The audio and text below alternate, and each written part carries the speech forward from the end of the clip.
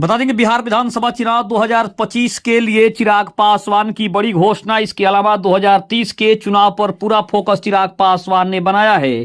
आखिर चिराग पासवान का बिहार पर अधिक फोकस क्यों है? 2030 को लेकर आखिर उन्होंने अपनी कौन सी सबसे बड़ी इच्छा जता दी है? नमस्कार, आप देख रहे हैं आप तक न्यूज। आइए खबर को विस्तार से जानते हैं। उसके पहले चैनल पर नए हैं तो चैनल को सब्सक्राइब करना बिल्कुल ना भूलें। बता दें केंद्रीय मंत्री और लोजपा रामविलास के प्रमुख चिराग पासवान ने कहा है कि आने वाले दिनों में बिहार पर अधिक ध्यान केंद्रित करेंगे और सदन के सदस्य के रूप में चुने जाने के लिए 2030 में विधानसभा का चुनाव भी लड़ेंगे। पासवान ने कहा कि वह बिहार की बेहतरी के लिए काम करने के उद्देश्य से राजनीति में आए हैं। एक निजी समाचार चैनल द्वारा आयोजित एक कार्यक्रम में बातचीत के दौरान उन्होंने ये भी कहा कि मेरी योजनाओं का हिस्सा था कि मैंने 2020 के विधानसभा चुनावों के दौरान पार्टी के बिहार फर्स्ट बिहारी फर्स्ट के नारे पर जोर दिया था। चिराग पासवान ने कहा कि मैं खुद को 2030 में बिहार विधानसभा के सदस्य के रूप में देखना चाहता हूं। मैं खुद को राज्य की राजनीति से अधिक परिचित देखता हूं। राजनीतिक विश्लेषकों ने कहा है कि पासवान ने 2025 का विधानसभा चुनाव लड़ने से परहेज किया है क्योंकि एनडीए, जिसमें उनकी पार्टी एक भागीदार है, पहले ही मुख्यमंत्री नीतीश कुमार के नेतृत्व में चुनाव लड़ने की घोषणा कर चुकी है।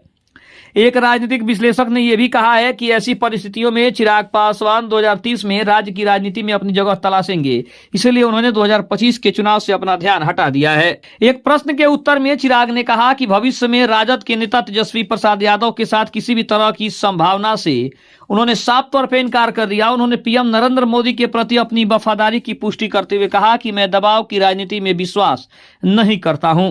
उन्होंने कहा कि जब एनडीए अच्छा प्रदर्शन कर रहा है तो संबंध तोड़ने का सवाल ही नहीं उठता है। पासवान ने यह भी कहा कि अगर चीजें उम्मीद के मुताबिक आगे बढ़ी तो राज्य में 2025 के विधानसभा चुनाव में एनडीए 225 से ज्यादा सीटें जीतेगी। इसके अलावा अगर बात करें तो चिराग ने यह भी कह दिया है कि उनकी पार्टी और महागठबंधन में कोई संपर्क नहीं है और न ही तेजस्वी यादव से उनकी कोई बातचीत हो रही है। उन्होंने साफ तौर पर जो भी लोग ये खबर फैला रहे हैं या फिर ये खबर चला रहे हैं उनको भी उन्होंने सचेत करते हुए कहा कि ना ही हमारी कोई बातचीत हो रही है और ना ही महागठबंधन से हमारा कोई संपर्क है, ना ही हमारी महागठबंधन से कोई बातचीत चल रही है।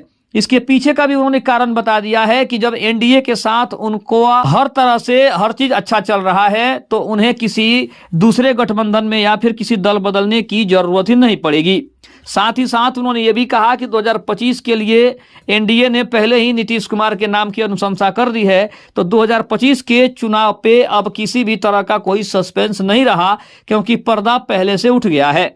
उन्होंने साफ तौर पे 2030 के चुनाव के लिए भी बड़ा ऐलान करते हुए कह दिया है कि बिहार की जनता का जो सपना है वो 2030 के चुनाव में जरूर पूरा होगा और वो विधानसभा का चुनाव लड़ेंगे।